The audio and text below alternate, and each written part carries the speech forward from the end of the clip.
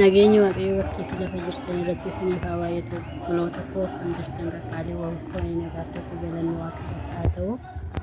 Baga jiraattan baga fayyaa nagaa keessan taatanii bakkuma jirtanitti nu warri isin haa eegu isin haa tiksu jecha sargi biyya Joordaan ilaalaa isin jedha. Waaw sargiidha moo malsiidha jettanii yaaddu kana nama lama sadii achi deddeebi'aa jira kunoo baay'ee tokko. Anyuu isaaniitiin dhimmi godhanii garuu namni hin jiru. Nama lama garuu sagaleen isaa baay'ee tokko anyuu jedha jechuudha. Ollaan irra gadi yaa'ee lallaalaa jira.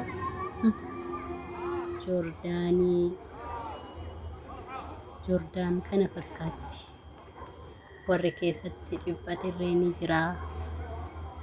Biyya makaraa dhugaa rabbii ammas taananii wanti nan ijoollee keenya dabarsuu fidu. Hundumti isaaniitu warri dhufuuf hawwanis warri galanii dhufaa jiranis ni jiru galanii yookaan jedhu dhugaa rabbii maraa ta'uu ta'e malee biyya kanatti galee kan deebi'u hin jira garuu namni biyya biraatii galanii biyya tana dhufaa kan jiran baay'ee isaaniitu jiru isaanii ergaa guddaadha. Viidiyoo kana sheer godhaa laayik sabskiraayib godhaa. Fayyaa argattu isiniin jedha na biraan ga'uu isinirree miidiyaa keessan irratti ergaa kana ijoolleedhaaf dabarsaa keessumattuu warra biyya kanaa argitan isiniin jedhu hawwa.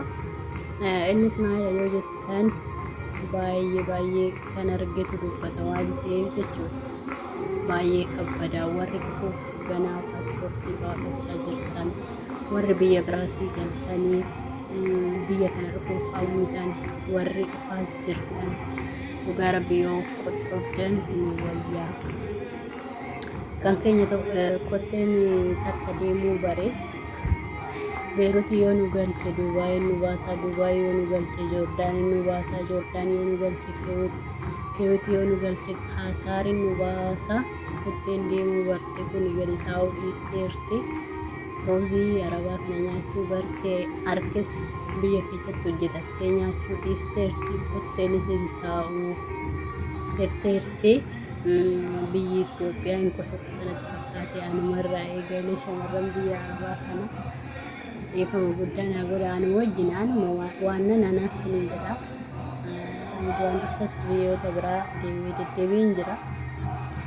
Gaafa biyya tana dhufu jechuudha. Akka waan du'atti deemuu jechuudha. Baay'ee tokko na qaba. Biyyan hin beekne dhagayeetu hin beeku dhugaa rabbii dubbachuuf dallaalatu natti Joordaan waggaa jedhamu biyya gooftaa keenya Yesuus Kiristoos itti cuuphame hin baranna kan barsiisu abboonni waan ta'eef isa nan beeku. Isa taarikii tana keessa hin qaba gizee Joordaan jedhan taarikii tana nanas taawwasa. Garuu bakka biyya hin beekamne biyya akkamii ta'etti biyya barahaadhaa laata biyya akkamii ta'an deema biyya biraa immoo deemee arge waan ta'eef Beeruutis akkas bareeddi biyya bareedduu turte Beeruutiin amma gara dadhabde malee dhugaa dur bareedduu turte. Innaa baay'ee tokko dhugaa rabbi nama bakka du'a deemu nama du'a deemu dhufee gaafa nas ga'u garuu akka hin eegee miti galanni waaqayyoof haa ta'u mana gaariin galeessi homaan jedhanis dhawaatuma bakka anyuu jedhu bakka sii galee dhawaatuma namatti dhaga'ama dhawaatuma isaanis jijjiiramuu waan akkasitti ture. Gizeen dura galu baay'ee warra martee warra gaarii turanii nyaanni uffanni hunduu guutuu ture galanni waaqayyoof haa ta'u ani cofaa Beeruutitti ani irra rakkadhe. Waanan Beeruutitti ta'e garuu ani ismaam Beeruutuma biyya hundi olool godhusan anumti jaju kunis makaraan ani Beeruutitti argee nyumtuu nagarre jechuudha. Garuu akkuma carraa ta'e dhufnaan immoo biyyattii tana akka eegiyyuuti gaariin haa taate ammaa galata rabbi. Garuu obboleewwan koo baay'ee bo'an giseen argu baay'ee natti dhaga'ama. Obboleewwan koo baay'ee rakkachaa jiran yeroon argu baay'ee natti dhaga'ama. Baay'een bu'aa isiniin jedha. Egaa kana hunda kana dubbadhee warra dhufuuf hawwan warra ganaa dhufuuf yaadan bilees ijoollee keenya warri biyya ormaa hojjettanii amma taate harkatti qabattan ishuma beekatti qabadda. Dhugaa rabbii asii galtanii anjirtu nasannastanii kun akkuma tas deebinee rakkachuun baay'ee kabbada. amiroo keenya fudhata borutti. Har'aa fi amiroon teenya xinnoo hojjechuu ooltu. Gaafa dhumaa garuu ani hin beeku. Ammumaa siif achi meetira lamaa siqxu natti fakkaatu amiroon teenya. Kanaafuu hundi keessanuu biyyattii kanarraa of qoxxobaa.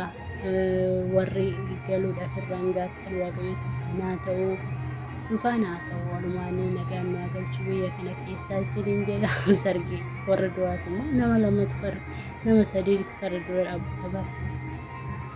Sooniin godhee baay'ee eenyu jechee